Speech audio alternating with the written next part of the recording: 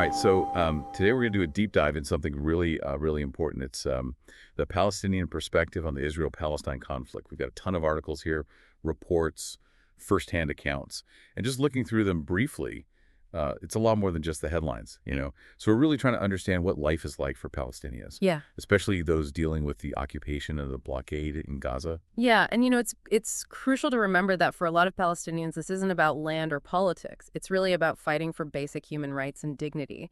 And I think these sources really paint a clear picture of that struggle. Yeah, definitely. I mean, some of the things I've read have been pretty eye-opening. Like one report from Amnesty International, they use the term apartheid to describe the situation in the West Bank, including East Jerusalem. Yeah, that's a heavy word, and it kind of highlights the discrimination that Palestinians face. Yeah, that report's a big one. It shows how Palestinians in the West Bank are under a totally different legal system than Israeli settlers who live in the same area, which is a clear violation of international law. And this affects everything for them: freedom of movement, access to resources, even basic legal protections. That's intense. And that brings us to settlements, which always seem to be causing tension. All these sources mention that Israel keeps expanding settlements in the West Bank, Yeah. even though the UN condemns it as illegal. Yeah. So how does this affect Palestinians who are actually living there? It's devastating. Just imagine your home being bulldozed to make space for a settlement, or your farmland taken away so you can't even make a living. This is what so many Palestinians go through. They constantly worry about being displaced. It creates resentment and anger. Yeah, it's like a never-ending cycle of loss and injustice. One story that really got to me was from B'Tselem. They're an Israeli human rights organization. And they documented this Palestinian family in East Jerusalem, in the Sheikh Jarrah neighborhood. They're facing eviction from a home they've lived in for generations, just to make room for Israeli settlers. Yeah, Sheikh Jarrah is a prime example of what's happening in East Jerusalem. Mhm. Palestinians are constantly at risk of losing their homes and being forced out of the city, often because of laws that favor Jewish ownership. Wow. It's just, it's hard to even process that. And it makes you realize how urgent this all is, especially when you look at what's happening in Gaza. There are reports here about a blockade that's been in place since 2007. What are the consequences of that for the people living there? Well, the blockade has essentially turned Gaza into an open-air prison. It cuts off essential things like food, medicine, even building materials, Mhm. which leads to shortages and suffering. Their economy's been crushed. Unemployment is through the roof. Even basic things like water and sanitation are falling apart. It sounds almost unimaginable.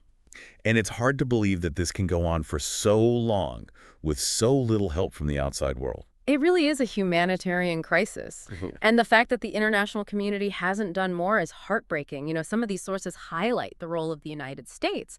They keep sending military aid to Israel, even though there are calls for accountability and sanctions. It definitely makes you question how effective international law really is, and whether powerful countries are actually willing to hold each other accountable for human rights violations.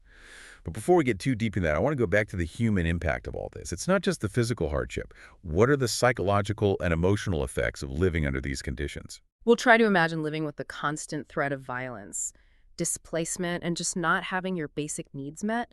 Imagine your freedoms restricted, your movement controlled, your future uncertain. It creates a sense of trauma, fear, and hopelessness, especially for children who have only ever known life under occupation or siege. Yeah, it's like a collective trauma, Yeah. It affects individuals' families, even whole communities. And it's important to remember that this trauma isn't just from now. It comes from decades of displacement violence just being pushed around. Right. It's that historical context that's so important. I keep thinking about the Nakba, the mass displacement of Palestinians in 1948. It's like a wound that never really healed. You can't understand what's going on now without knowing about that. Exactly. The Nakba is like this defining moment in Palestinian history. It's a trauma that shapes their identity and their fight for justice. It shows that this conflict isn't just about land. It's about their right to exist, their right to go back to their homeland. It makes you wonder, is there any hope for peace in this region? That's the big question everyone's asking. And I think these sources offer some possible answers. The two-state solution has been the main idea for peace talks for decades, but it's getting harder to see how that would actually work. Yeah, some of these sources are skeptical about that, with the settlements expanding and the occupation continuing. It's hard to imagine a Palestinian state existing alongside Israel. Exactly. Some experts even say the two-state solution is dead. They think we need to consider other options. One idea that's gaining traction is a one-state solution, where Israelis and Palestinians would all live in one democratic state with equal rights. Wow, that sounds like a big change. What would be the challenges and benefits of that? It's definitely complicated. It would require a total shift in the political landscape, and both sides would have to be willing to face their prejudices and power imbalances. But some people see it as the only way to achieve true equality and justice for everyone. It seems like no matter what the solution is, it will require tough compromises and a genuine desire for peace from both sides. But there's a growing sense of urgency, right? Like, people realize that things can't stay the way they are. Absolutely. The cost of doing nothing is too high. The suffering is immense, and there's always the risk of more violence. We have to find a way to stop this cycle of conflict and create a future where everyone in the region can live with dignity and security. It's a huge challenge, but we can't ignore it. And these sources really highlight the importance of international solidarity. Yes, the international community has to step up.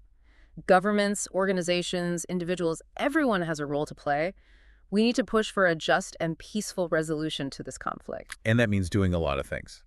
Holding Israel accountable, ending the blockade on Gaza, supporting Palestinian self-determination, and providing humanitarian aid to those who need it. Exactly. We need to use everything we have, diplomacy, sanctions, boycotts, divestment, to create the conditions for lasting peace.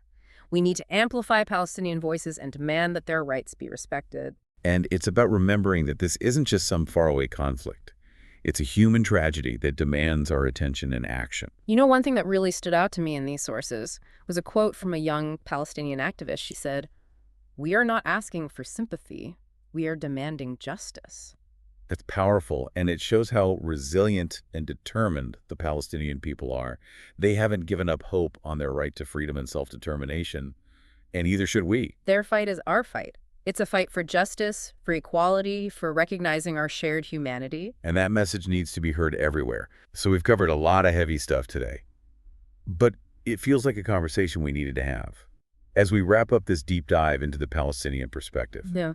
what are some of the main things you think our listeners should take away from this? Well, I think the biggest thing is this conflict is about so much more than just politics and land. It's about people, their hopes, their dreams. And I think these sources we've looked at, they really give us a human look at what Palestinians are going through.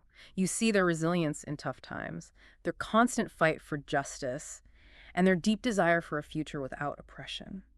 You know, reading through all these accounts, the thing that really hit me was the scale of the humanitarian crisis. Yeah. We hear about the conflict in a general way, but these stories really show us what it's like to live under occupation and blockade every day. Right. One of the reports we talked about mentioned that over 2 million people in Gaza don't have access to clean water. Can you imagine trying to live like that, raising a family? It's a clear reminder that this isn't just a political issue, it's a humanitarian disaster. Absolutely, and I think it makes us think about what we can do. Yeah. It's easy to feel overwhelmed or helpless with such a complex conflict, but these sources are calling for solidarity for action. They're saying we can't just accept things the way they are. Right. And there are so many ways to take action. It could be as simple as learning more about the conflict, speaking out against injustice, or supporting organizations that are providing aid or fighting for Palestinian rights. There's this quote from Desmond Tutu that keeps coming to mind. He said, "If you are neutral in situations of injustice, you have chosen the side of the oppressor." I think that really speaks to the importance of taking a stand, using our voices to support those who are being silenced.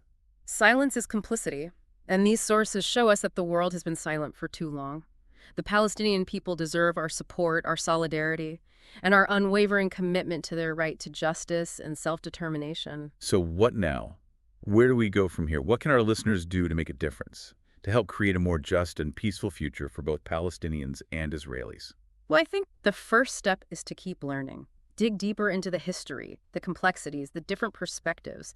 Don't be afraid to question your own assumptions and biases. Look for voices that are often ignored or silenced. Right, and don't underestimate the power of talking about this. Talk to your friends, family, your community about what you're learning. Share these stories, these insights. Help create a more informed and engaged public. Exactly. Support organizations that are working to promote peace, justice, and human rights. Advocate for policies that hold everyone accountable to international law.